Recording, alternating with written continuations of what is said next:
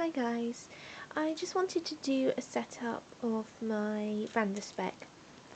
It's the end of November now, so I usually do one at the end of the month to show you what it's been like during that month. But I'm also doing this because I think I might be changing up my planner soon, so it's sort of a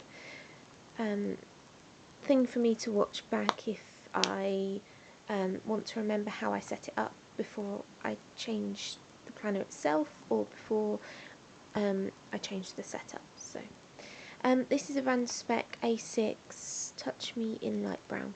I really like it. I can't remember if I've already done a video on it, so I will just talk about the planner itself. The second day I had it, well, the first full day I had it, my fountain pen was leaking and it was permanent ink. I was in class and I couldn't do anything about it for about 2 hours, so I tried to remove it as much as possible. I used alcohol gel, the hand sanitizer stuff, because I don't have any, I think they call it rubbing alcohol, like you get in America, but alcohol gel obviously is made of alcohol, so I rubbed that on. That removed some of it, and then I tried nail varnish remover. It didn't really remove much, but then I rubbed at it with an eraser and that removed quite a lot. You can still see it, but not sort of notice it too much. I like the leather. When I first got it, I didn't even think it was leather because it was just, it felt so smooth and quite plasticky. It's like it has a coating on it. Now it's taken, you know, some of the oils from my hands and definitely feels more leather like. Also it smells like leather, so you know it is leather. It's just that when it first got to me it was quite almost plasticky feeling, but now it definitely feels like leather. Sometimes it's odd, it feels sticky. I don't know what it is. It isn't sticky, it's just, I don't know if it's got sort of moist and the moisture has clung to the coating and it feels like you can sort of, you can't run your fingers over it smoothly. They sort of do that, and but then it rubs off and it feels like leather again, so that's fine. The pocket layout is just like the traditional Touch Me, with the long back pocket, the secretarial pockets in the front and the back, credit card pockets in the back, and this wide pocket here, zip pocket and a slip pocket. I really like the pocket layout. I don't think I'm using them to their full potential. I occasionally put something in the back pocket there, but not very often. I have a few cards in the back here, and in case of emergency card, my NUS Extra card and my Museums Association card. I have my student card in the front here, which is really quick and accessible for me to get into the library, and some important receipts in there. And then in here I've just got a piece of paper that I need to transfer into my planner. I need to rewrite it. I've put on this sort of charm thing because I get bored of looking at the same planner again and again. Traditionally, I used to change up my planners. I used to have a rotation of personal size planners, but I don't want to keep buying planners because Speks are beautiful and they are my planner of choice.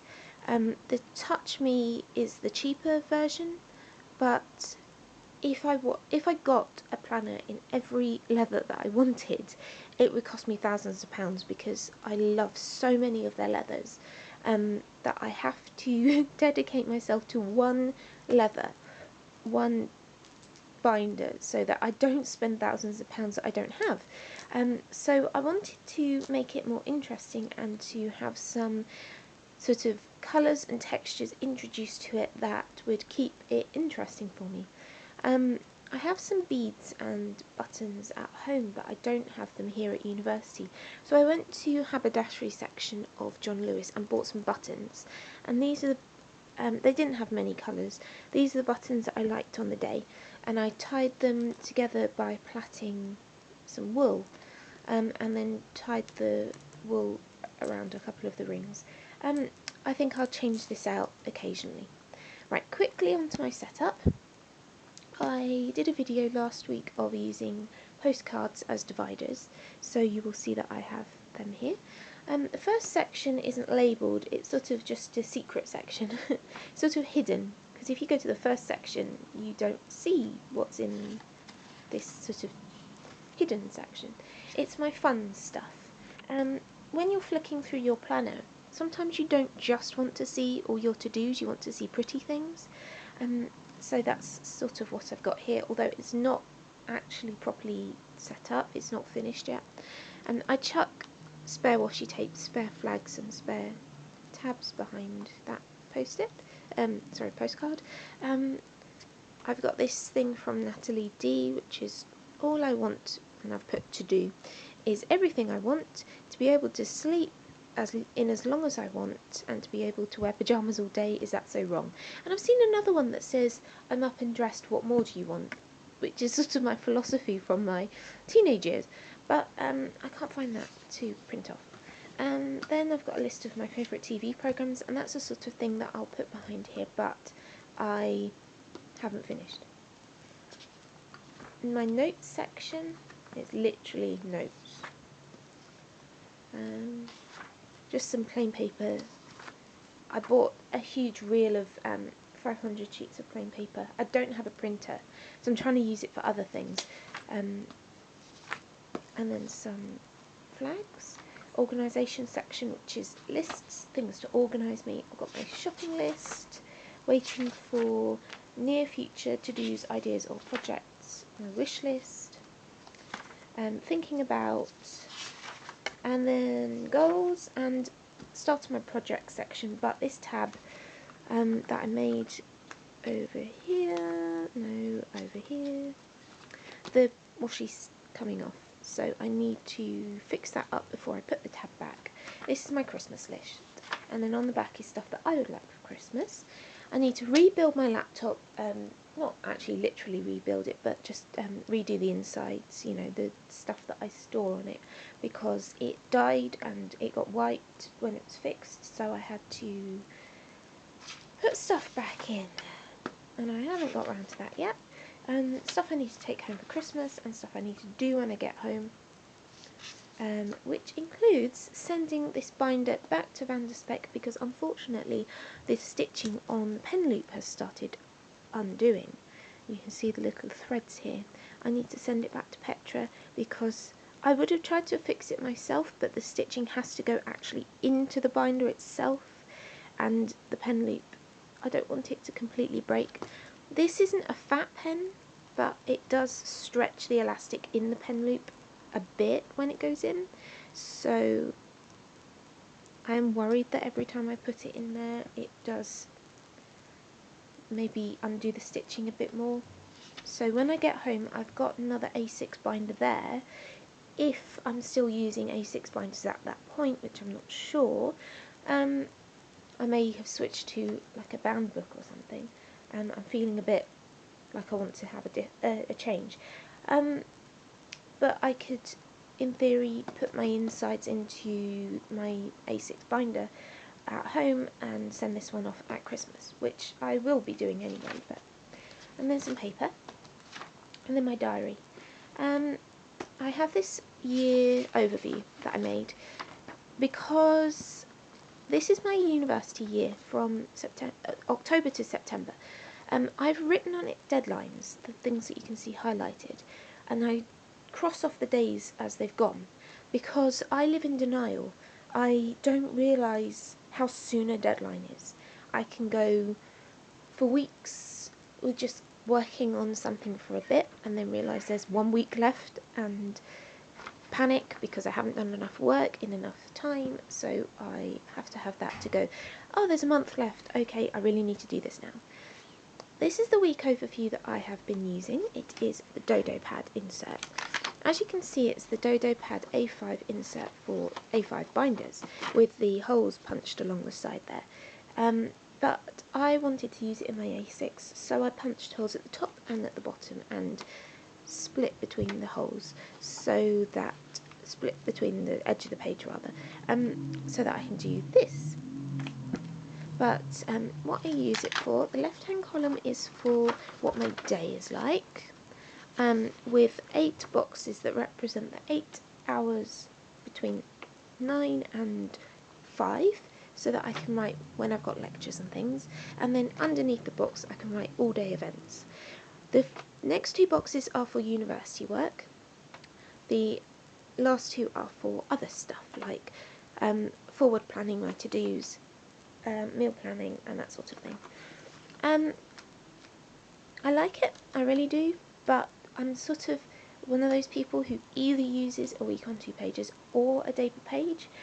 I like using a week on 2 pages or a week on 1 page, as this is, for forward planning, but that needs to be something that I only use for forward planning before the current week and not during the current week if I've got my daily pages, and otherwise I'm going to have to keep transferring things.